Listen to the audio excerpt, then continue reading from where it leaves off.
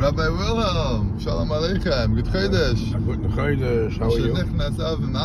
How are you, Ma'at B'Simcha? Yeah, through Simcha, not how are you, Ma'at B'Simcha. Through, the Chassidus says through Simcha.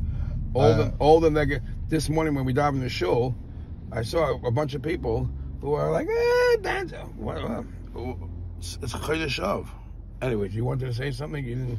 I basically heard a really interesting story about you, and I wanted to make sure this is authentic or not. It's about me now, yeah? What do you mean? This is, I heard this in the name of your chavrusa for 30 years. Yeah. So I heard that you don't hold by the Erev. And how did I hear about this? We're talking about the Erev, and basically he told me that after 30 years of learning Gemara together, you confessed to him that you're not Jewish. And he's flabbergasted, and he says, how could it be? I saw you keeping Shabbos for all these years. So he said that you always keep a key in your pocket, so you're breaking Shabbos every time. So he's like, what are you talking about? There's an Erev. So then you retort and you say, what do you mean, that Erev? I don't hold by it. So that's how I heard that you don't hold by the Erev. Is this a true story? I'm sure it's a true story, right? You wake up, you get these beautiful thoughts you have during these dreams. You fabricate stories. Anyways, it's not a time to make jokes. So it's a fabrication. It's a fabrication. Today's Rosh Chodesh Av. Rosh Chodesh Av. It says actually an interesting thing. It says in the Brisker Halachic Svarim, it says if you analyze the Avelus Rahman al-Islam, the mourning for the Beis HaMikdash, you see it's completely different than mourning Rahman al-Islam on a close relative.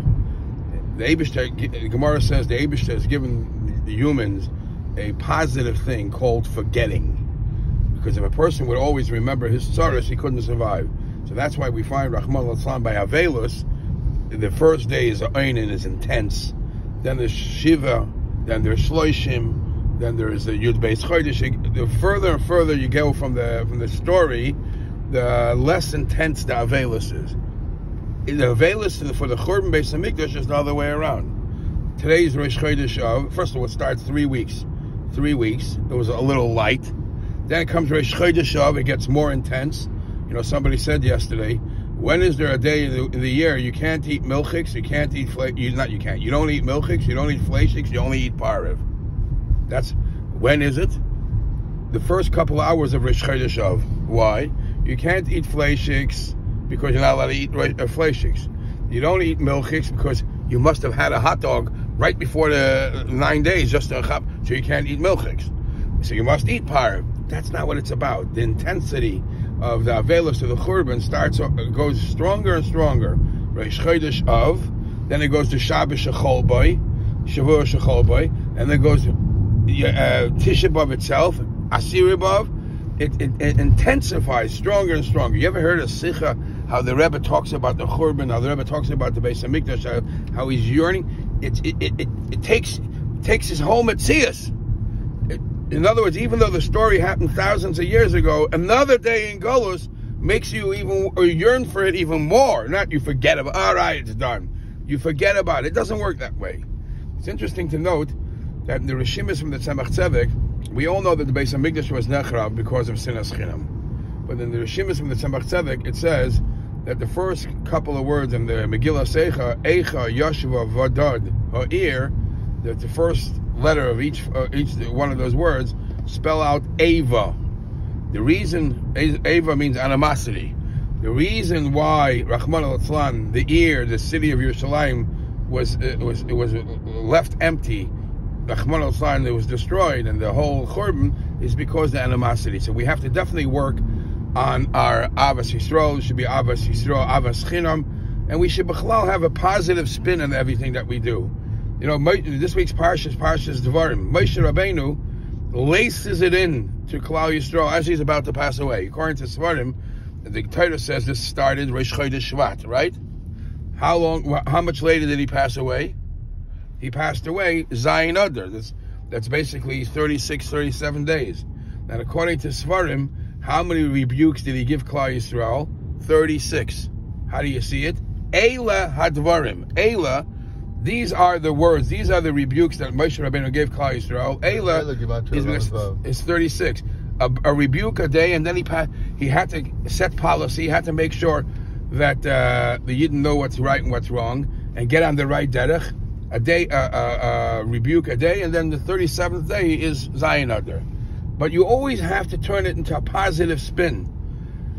So one of the things Moshe Rabbeinu says again about the Meraglim, you Meraglim. What's with the Meraglim? So they say, what's the difference between a guy going touring, today everybody's going tourings, and a guy going as a Meragel, as a spy? They're both going to the same place. But you ever see all these people looking at buildings and looking at museums? They come with cameras. They want cameras. You can't get a camera big enough, a lens big enough.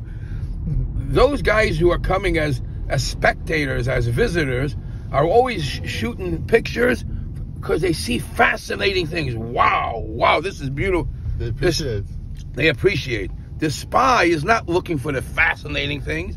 The spy is looking for the holes to creep in. He's looking for the negative things. And Moshe Rabbeinu is basically telling us, you're surviving in the world. Don't look at everything in the world like a spy. Where's the crack? Where can I get around? Look at it like a person traveling for leisure, for fun.